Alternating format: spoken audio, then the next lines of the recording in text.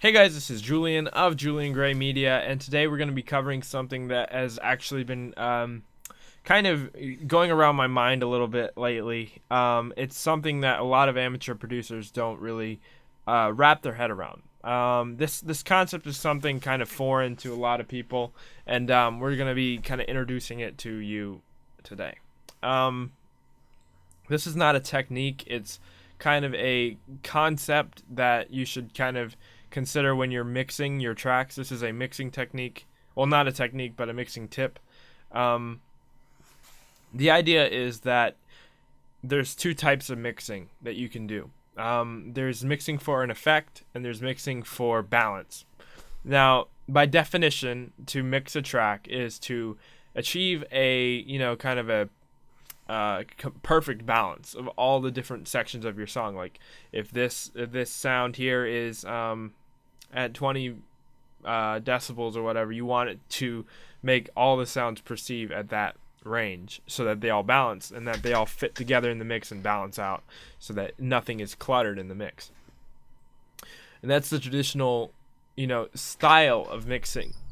But once we started to get into the digital realm and people had a little bit more freedom, they started to play around with mixing for an effect and mixing to do something innovative or something new. And this is where a lot of people got confused, when they were just starting out and people were just doing these really crazy things.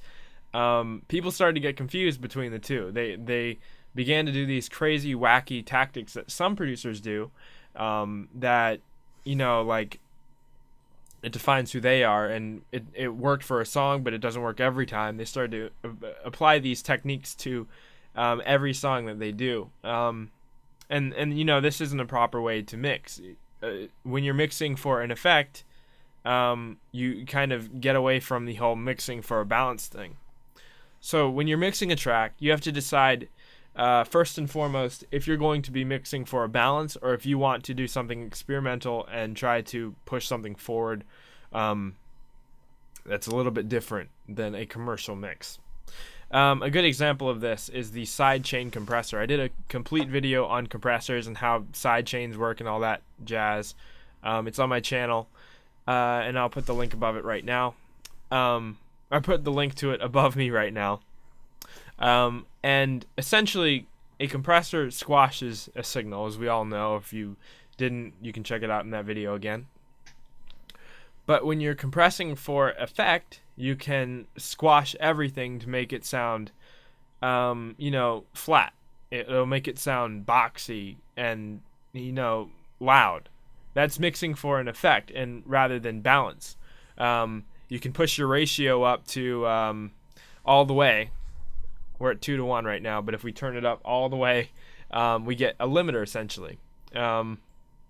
If we squash the crap out of it with a threshold, we're mixing for the effect of volume. We aren't mixing for the balance anymore.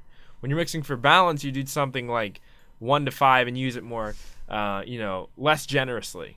When you're using an effect really generously, like if you're drowning something in reverb or something of that nature to give it an effect, you're using an effect as an effect. Or, I'm sorry, a processing tool as an effect and not a mixing tool. Now, some tools like compressors or side chains or reverbs can be both. If you exaggerate a reverb, you can get a really cool effect out of it, but it won't balance well in the mix. If you use a reverb for balancing purposes and making something seem farther back or closer up in the mix, then you're using it to balance out your tracks, and you're not just using it to get the reverb effect. So something to keep in mind is to consider this when you're making your mix. Is this effect you're adding to your track for balance, or is it to exaggerate something that you want to push forward in the mix? And something important to consider when you're working on your tracks in the future.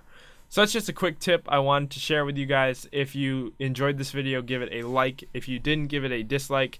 And let me know why you disliked it or liked it in the comments below. Also, let me know what you thought of this video and any future videos you'd like me to make in the comments as well. You can also tweet at me and visit my Facebook page. They are in the links below as well in the description.